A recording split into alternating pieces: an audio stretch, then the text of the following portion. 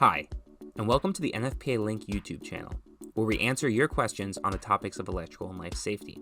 Let's take a look at an example of how NFPA LiNK can help you access the information you need to get the job done right. In this video, we will cover a common NFPA 13 sprinkler question, which is, what's the difference between low-piled, high-piled, and miscellaneous storage? We're going to be using NFPA LiNK to answer this question. To get to NFPA LiNK, go to any internet browser and go to link.nfpa.org. That will prompt you to sign in, and once signed in, it will bring you to this landing page. Now for me, NFPA 13 pops up immediately because I've added it to my favorites. However, if you haven't done that, you would need to click on Find a Publication here at the top. You type in NFPA 13 and hit Enter. Here you can see NFPA 13, standard for the installation of sprinkler systems, pops up. I also want to mention that the three dots on the right-hand side can be clicked, and this is where you can add or remove documents to your favorites, as well as download for offline use. You don't need to use either of those, so I'm just going to click on NFPA 13. Now this automatically brings you to the most recent edition of NFPA 13, which happens to be the 2025 edition. However, if you're looking for other editions, on the bottom left here you can see Change Edition. Go ahead and click on that, and it'll bring up several other editions of NFPA 13 that are in NFPA LiNK. I'm going to be answering this question using the 2025 edition, so I'm just going to hit Change Edition. I'm going to answer this question two different ways. First, by looking at the definitions, and then looking at Chapter 4 and Chapter 20, more of the body of NFPA 13 for those requirements. Let's go into Chapter 3 to look at the definitions of miscellaneous and low-piled storage. I'm just going to use the search function to look up low-piled, and that'll jump me right over to 3.3.129 low-piled storage.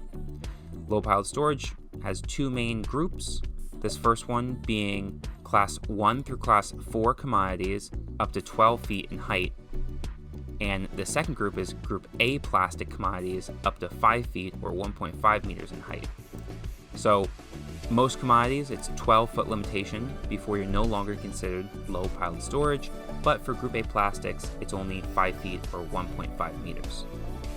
We do put very specific storage arrangements for both of these. It's the same for Class 1 through Class 4 as well as Group A plastics.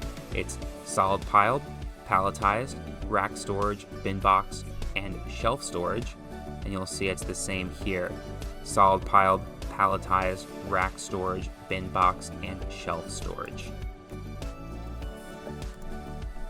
Now let's move over to miscellaneous storage.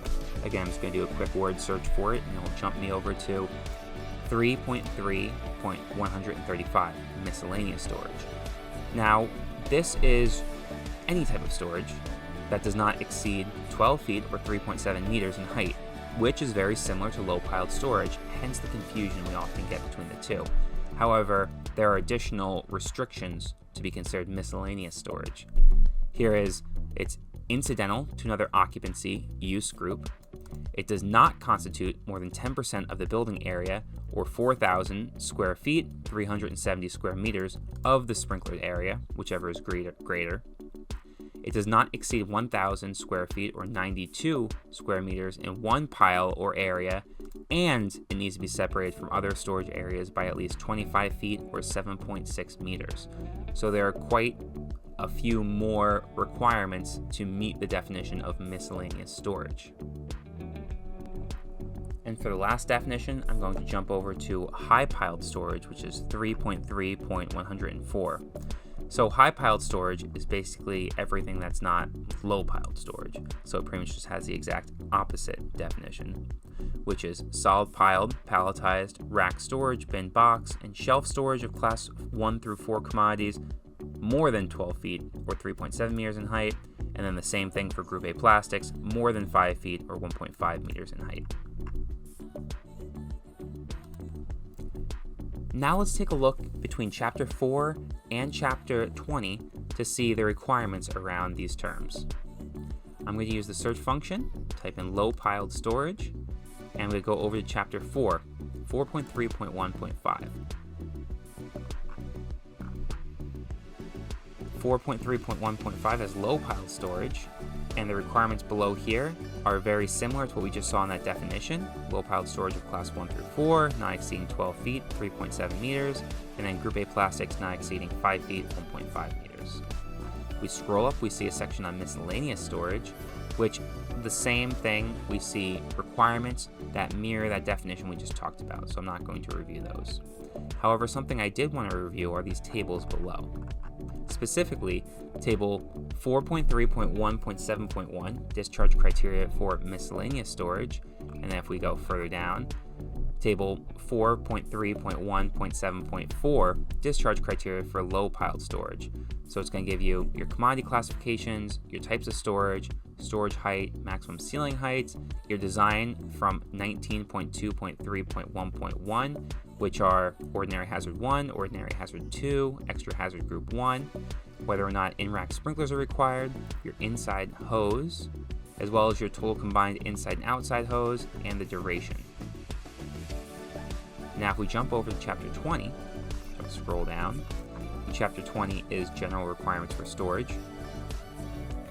We don't specifically call out high piled storage, but what chapter 20 does is in 20.1.1 it says miscellaneous and low piled storage meeting the criteria of chapter 4 shall be protected in accordance with the relative occupancy hazard criteria referenced in that section, specifically in that table we just looked at. Thank you for following along as we explore the differences between high, low, and miscellaneous storage in NFPA 13. For more information on how NFPA LiNK can make your job and your life a little bit easier, please visit nfpa.org/link.